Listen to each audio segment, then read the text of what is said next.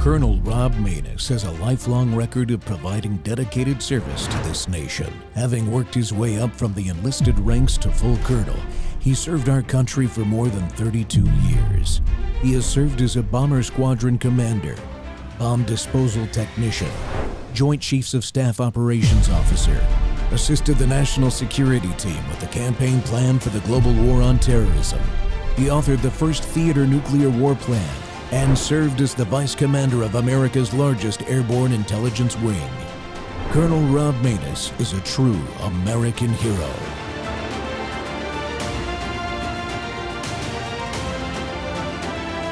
This is Rob Maness Live. Yeah, I know a lot of my Democratic friends couldn't believe what they were seeing in the White House yesterday between President Zelensky and President Trump. But I think a lot of Republicans were cheering President Trump on, and I think this gives you an understanding of what's exactly cooking on that side of the aisle. Republicans on the Russia-Ukraine war, look at this, want a quick end of the war, but Russia still keeps the captured land from Ukraine. Look at this. Look at the majority of Republicans. 74%, three-quarters of Republicans, near unanimity on that particular subject, compared to just 25% who say that they support Ukraine's fight, even if it means a longer-lasting war. The bottom line is this, is it's very clear, very, very clear that Republicans want an end to this war. They are willing for Ukraine to give up that land that Russia currently has. They do not want this war extended. And I think what we saw yesterday in the White House was a clear illustration of that Republican point of view. Donald Trump representing Republicans well on this issue. And so what is the trend line, though, on how Republicans have felt about the war ending? Yeah, I mean, sometimes I just go, oh, my goodness gracious. You see a trend line just sort of jump out at you off the screen, right? So Republicans who want the Russia-Ukraine war to end, even if Russia keeps the captured land, you go back to August of 2022, which is 46% of Republicans. You look by October of 2023, it was 55% of Republicans. But again, look at where we were by the end of last year. 74% of Republicans. My goodness gracious, this is the type of trend line that leads to what we saw in the White House yesterday, whereby Republicans have changed their point of view on this war tremendously from where they were 2 years ago, let alone 3 years ago, back in August of 2022. The bottom line is that Republicans want this war to end, even if it means that Russia keeps the captured land from Ukraine, Jessica. It is an incredible trend line that you map out there. What about Republican feelings toward Vladimir Zelensky? Yeah, I mean, again, what we saw yesterday in the White House is just a clear illustration of where Republicans are on this issue. Republicans on Zelensky doing the right thing when it comes to world affairs. 67% back in 2022 believe that he will do the right thing, compared to just 32% said he wouldn't. Look at where we were by last year, though. 55%, the clear majority, say that he won't do the right thing. He won't do the right thing. So yesterday in the White House, I think a lot of Republicans felt there was an illustration of that, compared to just 34%. Look at that, a 33-point drop from where we were in 2022 who said he will. The bottom line is I think yesterday confirmed the priors for Republicans who believe Zelensky will not do the right thing when it comes to world affairs. And what about how Republicans feel about the U.S. role in helping Ukraine? Yeah, again, I mean, look at this trend line. Look at this. GOP, who say the U.S. backs Ukraine too much when it comes to the war. Back in February of 2022, it was 6%. Look at where we were by last month. 62% of Republicans say the U.S. backs Ukraine too much. Again, I think they'd be big fans of what they saw in the White House yesterday, Jessica. Yeah, and lastly, Zelensky tried to make the point yesterday that what happens in this war will eventually matter to the U.S. But do Americans feel that way? Yeah, do Americans feel that way? Do Republicans feel that way? GOP on the Russia-Ukraine war outcome matters a great deal to life in the U.S. Back in March of 2022, was half of Republicans, 50%.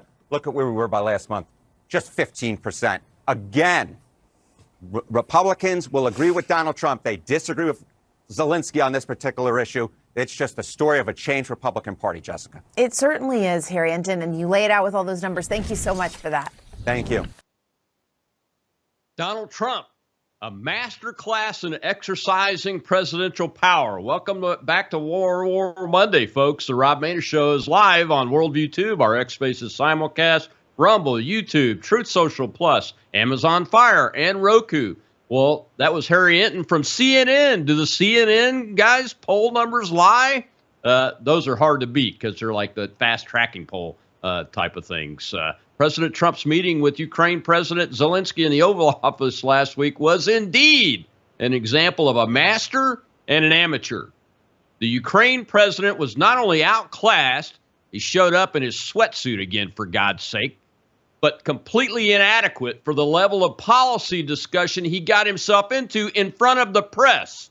Zelensky embarrassed himself, his staff, and his country, potentially upending all American support for his war effort, at least in the near term, simply because he refuses to sign the mineral rights deal he has already agreed to 3 separate times in private.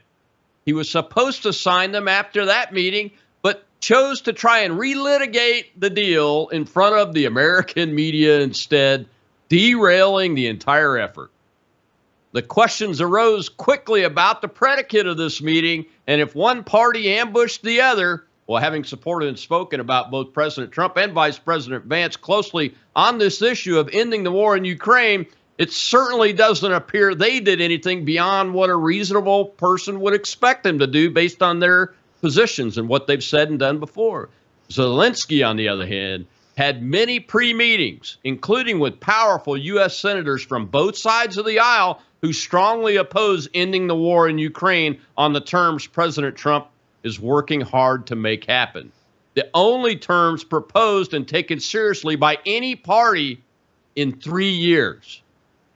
These pre-meeting discussions did include preparation for the Oval Office meeting, according to reporting and what Zelensky has said himself. So we have to conclude that the Z-Man was getting advice from them and likely other Americans who strongly oppose the peace strategy America is now pursuing. I'm looking at you, Susan Rice, Victoria Nuland, and John Bolton, and Vindman. Unfortunately, President Trump kicked the Ukrainians out of the White House and said they were not ready to properly discuss peace and to come back when they were. The Europeans, especially the UK and France, are attempting to insert themselves into the process, but fortunately, it looks like they are also demanding Zelensky get on board with the president's proposal first. Discussing and analyzing all this with us today is our regular contributor, but it's been a while, retired U.S. Navy commander, author, college professor. One of his classes he teaches is on presidential power, by the way, and former senior DHS official Randy Arrington. Dr. Arrington, welcome back to the Rob Maness Show. Colonel, thanks for having me. I always thought that you were a big fan of Victoria Nuland, but I guess based on your rhetoric, you're not. I'm not either. I think she's the big cause of all the troubles that plague the Ukrainian people dating back to 2008. So, what's interesting, what you just said, listen to me, people. President Trump wants to bring peace and prosperity to the world. He truly does. But like you said, I reiterate, just before that Oval Office meeting, Zelensky met with several members of Congress on both sides of the aisle, and they actually want to keep this war going. Why? You might ask why. Well, I think it's because they are most likely getting laundered kickback money from the military, industrial, political complex is what I call it. So they erroneously advised Zelensky that he held cards in this big geopolitical game, making Zelensky believe he could control the outcome of the meeting with Trump. But Trump quickly set Zelensky straight, telling him, you have no cards, and without American support, your country will be destroyed very quickly. And to reiterate, the EU will not support Ukraine with boots on the ground, like Starmer said, unless the United States leads that effort. But here's the deal, Colonel, we don't have the money. And we don't need to support Ukraine. The fate of Ukraine has zero national security implications for we the people of the United States of America. So we don't have to worry about that. We have domestic problems of our own that must be solved, like controlling our border on the south and rooting out these and destroying these drug cartels that are wreaking havoc on our people. And in that regard, Trump is getting ready to unleash hell in that situation with Mexico. He's going to announce that, I think, tomorrow in a press conference. Yeah, Doc. Hey, if you have something showing me supporting Victoria Nuland, please send me the link to it, and I'll make a clarification because I think she has been terrible for the United States. The teams that she has led has been terrible for the United States. Her partner in crime, John Bolton, who's on the Republican side, has been terrible for the United States. Everything that they've ever done, including this Ukraine war, really is something that Victoria Nuland and John Bolton are architects of. Do you think, based on the numbers you just saw from Harry Enton and CNN, that makes any impact on these nut jobs that want to continue this war like Victoria Nuland? No, and, talking about Bolton and Newland, I've told you before, I don't even know what mediocrity is or where you would go to find it. But you might find it in John Bolton and Victoria Nuland. Yeah. We mentioned, and we're going to talk about it again throughout the show, the politicians that are supporting the funding for Ukraine, namely in our Congress. And you can go all over the internet and find the clips of people like Michael McCall, I think, and they're saying things like Republicans fully support and are going to continue to give these funding to the Ukrainians. Biden hasn't done enough. Those words actually have come out of their mouths. In one case, threatening the use of nuclear weapons on Russia and those kind of things. Do you think the Republicans in the Congress are paying attention to those numbers? Those numbers, Harry Enton just spent 3 minutes, and I did that on purpose so that this would be documented, 3 minutes on Republican numbers. Only 15% of Republicans think it's important where Ukraine and Russia's southern and eastern borders are, because it's not a vital interest to the United States. I'll say it again.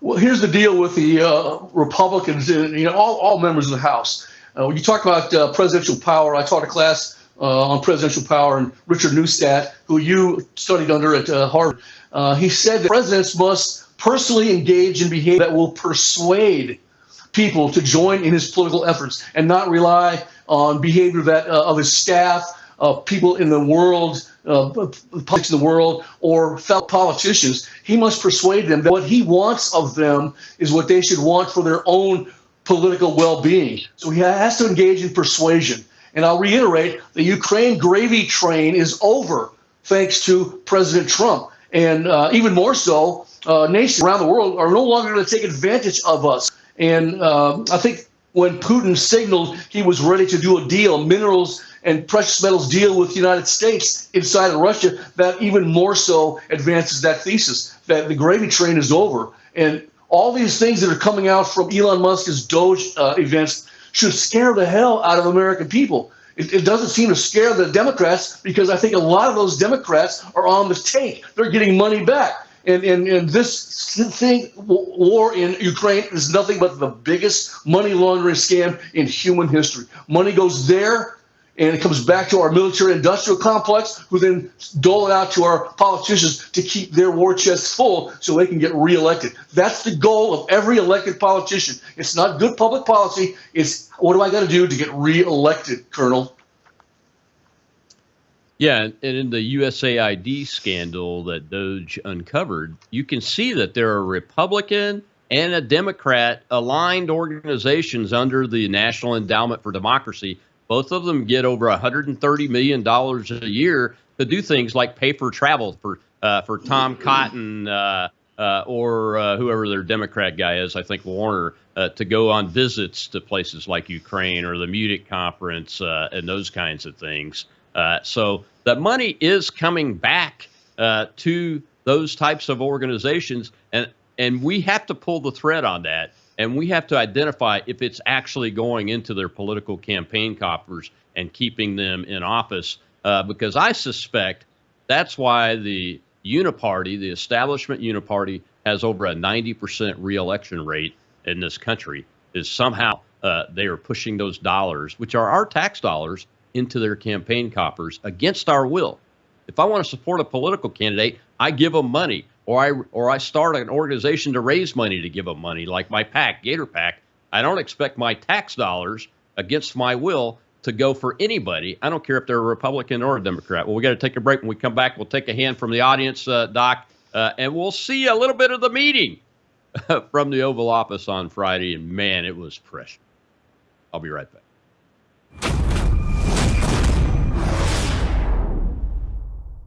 Hello, I'm Brandon House. I want to thank you for all your support at wvwfoundation.com that helps make possible pushing out 24/7 content for free. Without your support, we'd have to put it all behind a paywall. But thanks to you and your support through our foundation, we're able to push it out for free as a broadcast service and broadcast ministry of WVW Foundation. Please consider going there and setting up an automatic monthly contribution, or go there and make an occasional contribution. If you prefer to support us through the mail, you'll find our mailing address there at wvwfoundation.com. You can also call and make your contribution over the phone by calling 901-825-0652. That's 901-825-0652. Again, all these details are available at wvwfoundation.com. Thank you for your support as we try to help people around the world understand the times through the lens of a Christian worldview. Start from the beginning. Sure. First of all, during far more than a lot of people said they should have. Have you said thank you once? This A lot entire of meeting? times. No, in this Even entire meeting, today. have you said thank Even you? today. You went to Pennsylvania and campaigned for the opposition in October. Offer some words of appreciation for the United States of America and the president who's trying to save your country.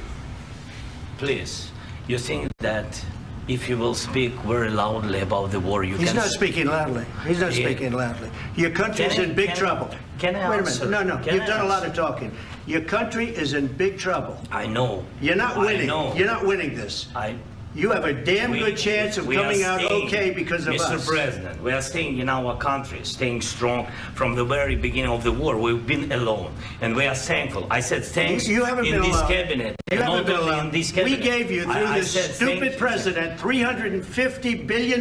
You voted we gave for you your military president. equipment, You and your voted men for are your brave, president. but they had to use our military. What about if, West if you didn't have You our invited military me- equipment, you invited if me you to didn't speak. have our military equipment, this war would have been over in 2 weeks. In 3 okay? days, I heard it from Putin. In 3 days, this is something Maybe new. less. In 2 weeks, of course, yes. It's going to be a very hard thing to do business like this. Again, I tell you. just say thank you. I said a lot of times that there, to American people. Accept that there are disagreements, and let's go litigate those disagreements rather than trying to fight it out in the American media when you're wrong. Welcome back to the Rob Maness Show. It's More War Monday, and there was a little war in the Oval Office there on Friday morning. And you know what? I'm glad the president let it go before the opening part of that little clip there was what triggered it. They had been talking very cordially for about 36 minutes or so into this meeting. And then the president of Ukraine tried to slam down J.D. Vance. Because Vice President Vance had gone to Munich and given that tough speech. And Secretary Hegseth was in the room, too. He had gone to NATO and given that tough speech. No NATO membership for Ukraine. It's time to come to the realistic positions and deal with the realities of what is happening. You're not going to win. Nobody is going to win. The only people that are being hurt are the young people, not the relatively young people for Ukrainian. Their average age is 43 years old of a drafted conscript that's dying in the meat grinder right now.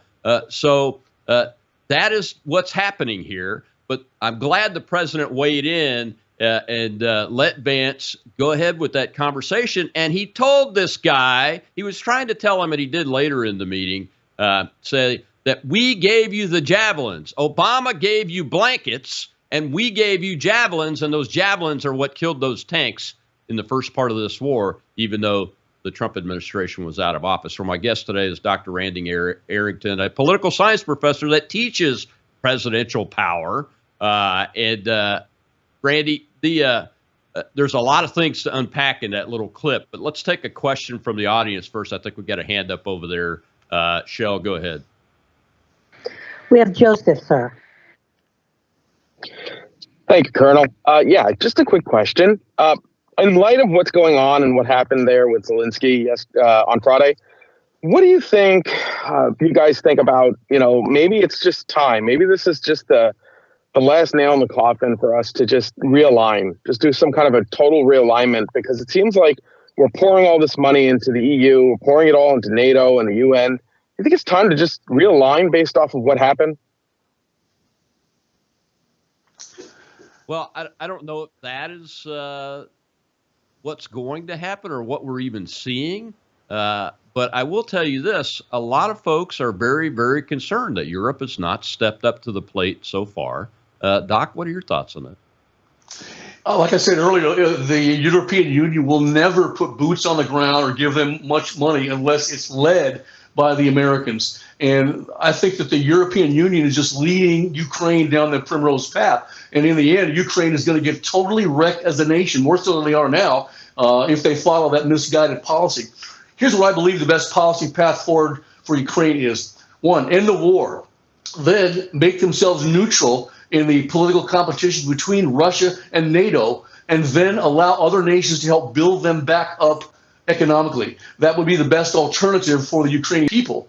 What the European Union is doing is encouraging the Ukrainians and their president to play tough with the Russians, making them believe they will ultimately defeat Russia and Putin and become part of the West and become part of NATO. Zelensky is playing along with this, and he's unwilling to compromise and wants to pursue a hardline policy in the war, which he can never win. He will never become part of NATO. And if for your audiences don't understand this, we and NATO had a big role in starting this war and the invasion that was put forth by the Russians to cross a border into Ukraine. We told the Russians we would not move NATO and our memberships countries further east towards them, and that we didn't have done nothing but that. And in, I think it was 94, Clinton signed some sort of a piece of legislation that really started them moving further and further towards the border there with Russia. Countries like Lithuania and Georgia became members of NATO. Of course, Putin invaded Georgia. And so we broke the promise that we gave the Russians about not moving NATO any closer to their border. It's like putting, if Russia were to put a military base on our Rio Grande border in Mexico or up there on the northern border with Canada, we would not allow that to happen. Think of it in those terms. What did we do when Russia tried, or Soviet Union tried to put missiles in Cuba, which is only 90 miles off of Florida? We blockaded them and almost had World War II a restart with a nuclear exchange. They are worried about their national security. You know, a lot of people say Putin is a nut job, this, that, and the other. I don't think so. I think Putin is very rational when it comes to the national security of the Russian people. What do you think, Colonel? Yeah, I think he's trying to reestablish the empire, the Russian Empire, not the Soviet Union, which was not the Russian Empire, but the Russian Empire from a nationalist perspective. And that's what I think he is. I think he's a Soviet-trained, retired KGB colonel. I don't think it. I know it. That's a fact. That sees his country of Russia as being deserving, and not only deserving, but more than capable of being one of the world's superpowers, and wants to reestablish its place in that very small circle of nations. You know, but what I don't see is him building the capability or developing the political will amongst his people to roll across the rest of Western Europe. And what I see in that little guy, I call him the Z-Man now, in the Z-Man in that meeting is somewhat that's fallen prey to the intense propaganda of the Western intelligence agencies in NATO and the United States that you can win this. We're with you. We're going to give you billions of dollars. We need you to win this to save Western civilization and save freedom. And he's bought into a lie because Western civilization is not at stake at this point. Freedom, from our perspective, is more at stake if we continue to let countries in the EU destroy freedom of speech. I will take except of what you said about the EU not going in. I agree with that, but the UK is not part of the EU. And Sturmer's already given in a speech his 4 principles, and one of them is boots on the ground for British soldiers and to give 5,000 more air defense missiles to the Ukrainians. So once boots go on the ground of a NATO member, that NATO member gets attacked by Russia, they're going to try to invoke Article 5 and Article 6. And that should be a concern of ours. Not that I think that we should get into the fight over it, but it's going to have to be something that's worked through by President Trump and the Trump administration. I'm sure they're talking about how they would have to deal with that if that would occur. But that's why I think the UK has taken the step out in the lead, is because they're no longer part of the EU. And they see it as less risk, but it's all a high-risk gamble. And for what? For what? That's the question. Do you see any benefit for the United States and then the EU even by them taking this really radical step? Like I said, I'll reiterate, the fate of the Ukraine nation has zero national security implications for the United States, maybe a little more for the EU and France and Great Britain. But if you look at that plan that Starmer put forward, the initial phase of the French-British alternative peace deal for Ukraine would involve sort of a month-long truce in the air, on the seas, and in their energy infrastructures. Then he said their second phase would be actually involve boots on the ground and British airplanes in the air. Again, I reiterate, this will never happen because I believe it's all diplomatic hogwash designed to gain political capital for him in the UK. And you're right, all these countries over there that should be upholding people's freedom of speech are putting people in jail, Colonel, for putting memes on the internet. How ridiculous is that? It's happening in Germany. It's happening in London. They don't have freedom of speech anymore. Of course, we kicked those people out of our country, 250 years ago. So I don't really care much about what Starmer or anybody from the UK says, or Germany. I think Germany is a natural enemy of the United States of America. And now you might not like what I say, but I think they're a natural enemy of the United States of America. Well, we got another question in the audience. Let's go ahead and take that before we go to the break. Go ahead, Shel.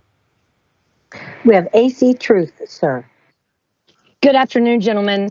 My question is, do you think it would be wise if President Trump did a large press conference and was shown on every major television and radio where he explained the details of what we were facing and the fact that Zelensky had actually already signed mineral rights in January towards Europe, and that he came to the office to not actually sit down and make deals, but to pressure and bully, and that Trump does not want us to go into World War III?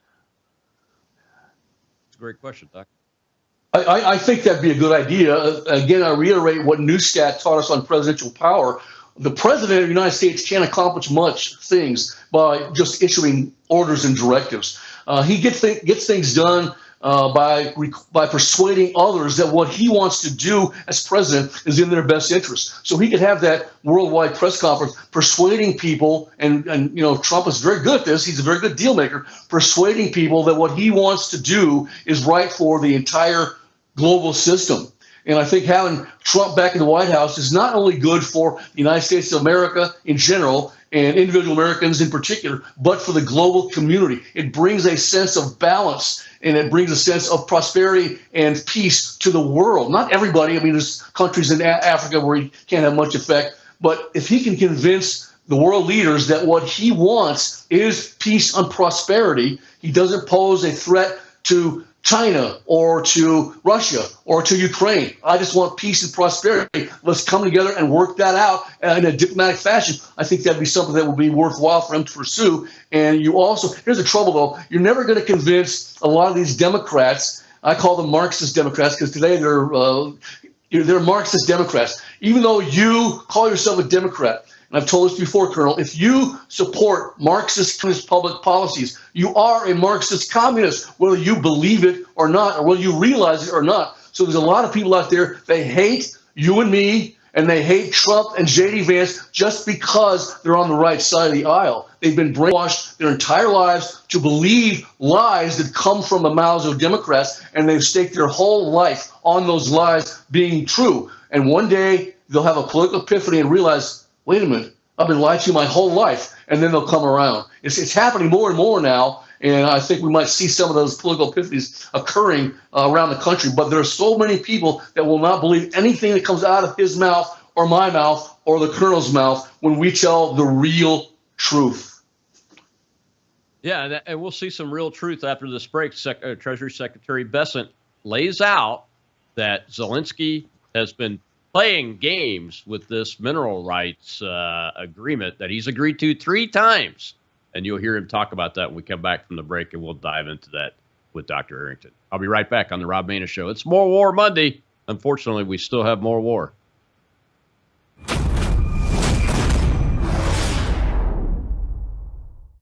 Hello, I'm Brandon House. Would you like to gain access to over 20 years of my radio shows, TV shows, my books? I've written 15 books, and most of those books are ebooks now. And we have conference DVDs, conferences where we filmed our conferences at the Ozarks, literally starting 20 years ago.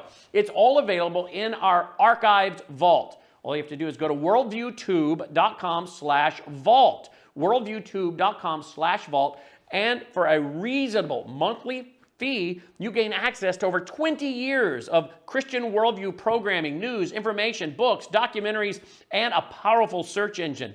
And folks, it's a great way not only to educate yourself, equip yourself, but it's a big way that you can help fund our continuation as a broadcast network. Please check it out. worldviewtube.com/vault, worldviewtube.com/vault, and help us continue pushing out a Christian worldview. So, Laura, I went all the way to Kyiv because I thought it was important. President Trump sent me there to, again, we were supposed to bring the Ukrainian people closer to the U.S. people, send a strong signal to Russian leadership that we they had not only shared values, but now shared economic interest, and also have a strong signal for the American people that their tax dollars were actually going to work. Instead, President Zelensky and I had a very tough 45-minute meeting at a very loud decibel level, and I kept telling him, Mr. President, the purpose of this is to show the Russians there is no daylight between us. And at the end of the meeting, he said, well, I'm not signing this. And I said, at the end of the meeting, I said to him, what do you want to go out and tell the press? I said, because I don't want to go out and show the Russians that there's daylight in between us. And he said, well, I'm going to go out and say I'll sign it in Munich. Then he got to Munich, and he ran into Vice President Vance and Secretary Rubio, very different than Vice President Harris and Secretary Blinken. But he didn't sign the agreement. So finally, we were supposed to have the signing today. It was supposed to be a great day, and this is one of the biggest own goals in diplomatic history. Welcome back to the Rob Maness Show. It's More War Monday, and we're talking about President Trump, and he is really giving a master's class in presidential power. My guest today is retired U.S. Navy commander and doctor of philosophy, political science professor Randy Arrington, who's taught on classes on presidential power. And Dr. Arrington, 3 times he has said, I agree to this, and then refused to sign it. That 3rd time was what you saw in the Oval Office on Friday. What is going on here with this guy?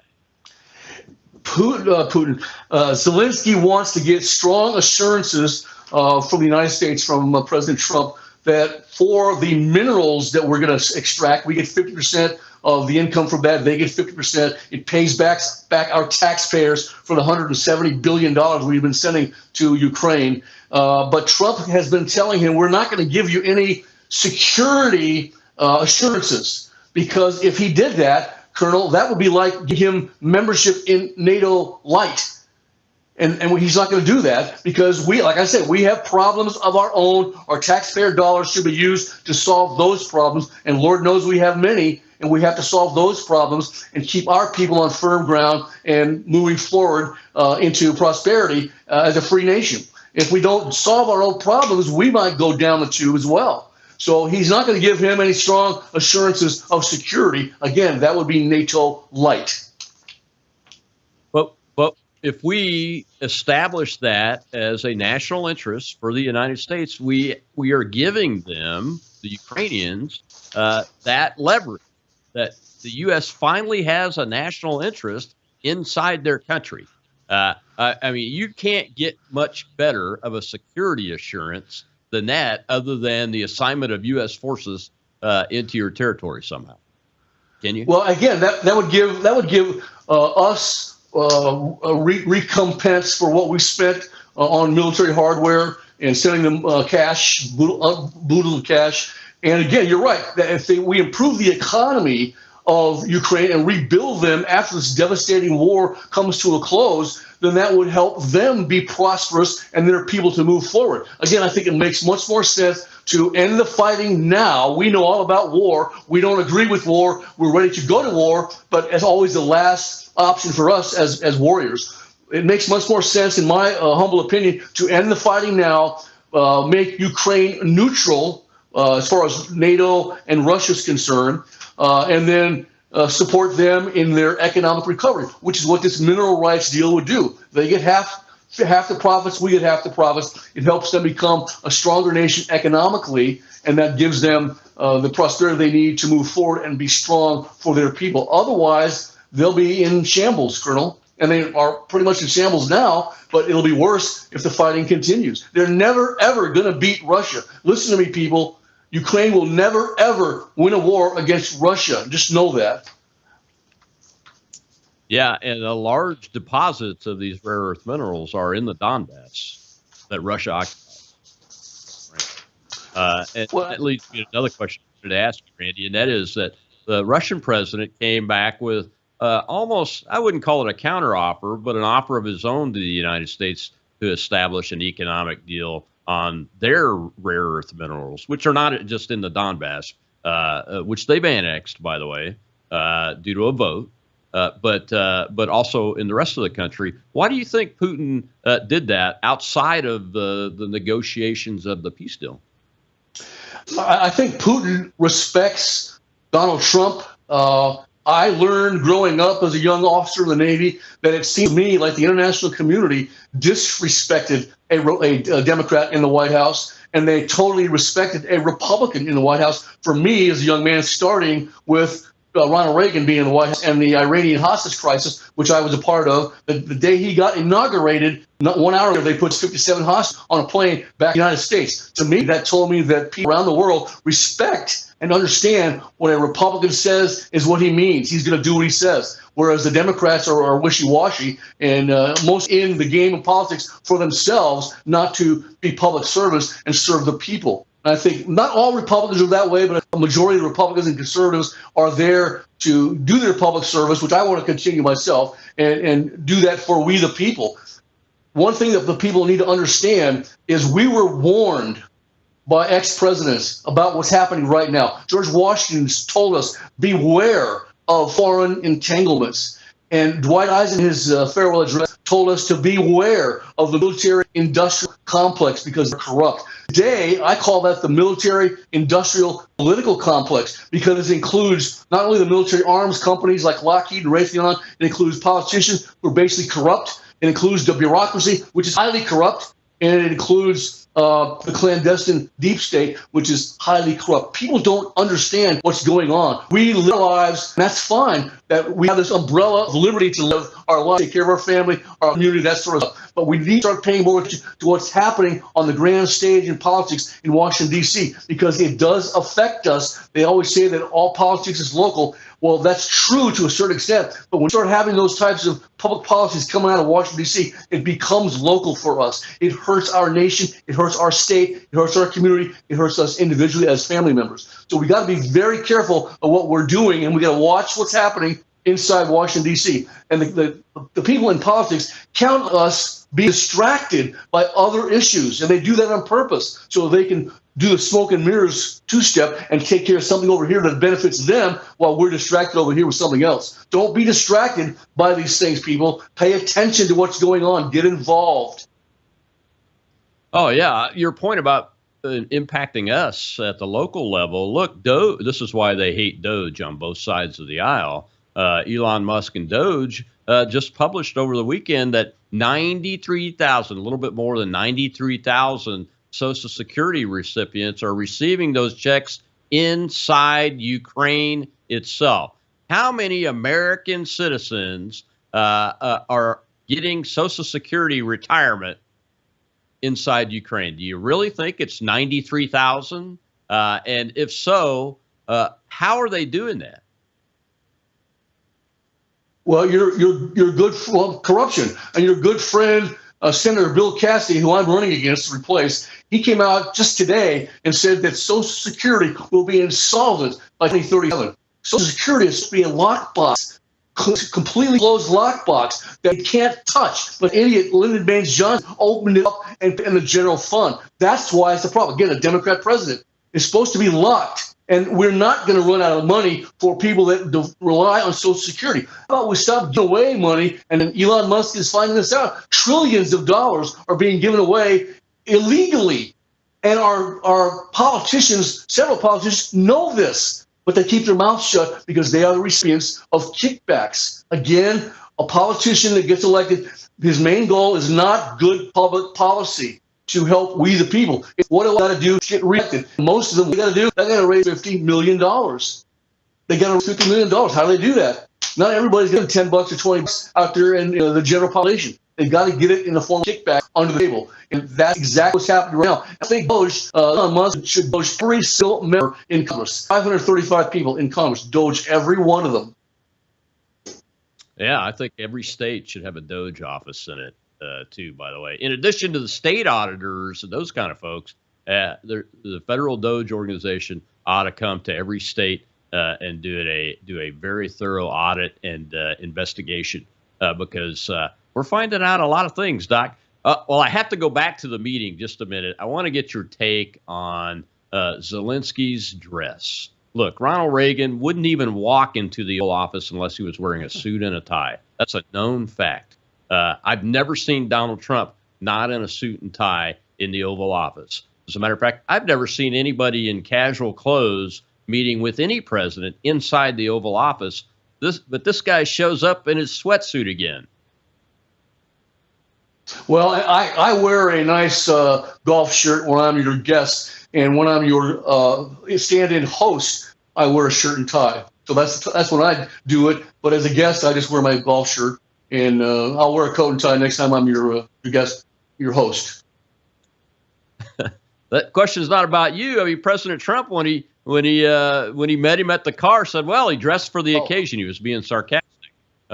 What do you think? Do you think that hurt Zelensky in the meeting with the president? Oh, well, I kind of look at that like Fetterman, Senator Fetterman from Pennsylvania does the same thing. And I'm not sure about Fetterman, whether he even owns a suit, or he has to wear that because he got some physical, or abnormality that has to make him do that. But I think, yes, it is disrespectful for him to wear that little jumpsuit inside the White House. He needs to. He's got a nice wife. His wife could help him pick out a nice suit from somewhere and wear that suit and tie and show some respect. Is it disrespect to go like that? It's not respectful. I don't know if it's a disrespect, but it's not respectful. You need to dress for the occasion. And I don't know if you know this. Did you hear what Zelensky said about J.D. Vance? First of all, he wouldn't even call him Mr. Vice President. He called him J.D., and then he called him a bitch. Did you hear that? In his native language. Yeah. Called him a bitch. Reporting, but I will confirm that. Well, when we come back, I want to dive into this political piece a little bit since you are running for the U.S. Senate against Bill Cassidy over in Louisiana, and we'll see a clip from the powerful U.S. senators, especially the Republicans, about this meeting that Zelensky had with them before the Oval Office meeting. And it set the tone, is what the sweatsuit did, a tone of disrespect. I'm sure if it was me as president of the United States, that's the way I would think about it. And I'm sure Donald Trump's sarcastic comment about he dressed for the occasion indicates that. We'll be right back on the Rob Maness Show.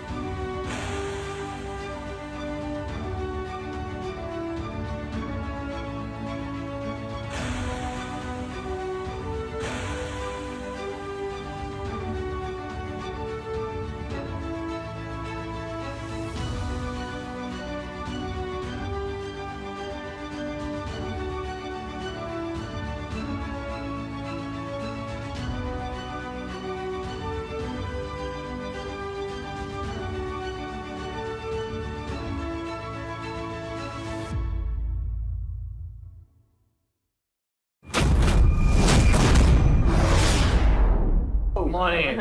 Thank you so much So for big meeting team. me. Yeah. Hello. Very good to see you. How are you? Hi. You got a new Yeah, very hello. Thank you very much. Thank you so much. Happy to see you. We know each other. It's not the first meeting, and I'm very proud that Ukraine has such big strategic, even not partner, not only partner, friend like the United States. So we are very thankful for this. We're here today as a show of support. We have committee chairs. We have. Welcome back to the Rob Maness Show. It's More War Monday. Unfortunately, the Ukraine-Russian war continues. It's in part mainly because of the intransigence of the president of Ukraine.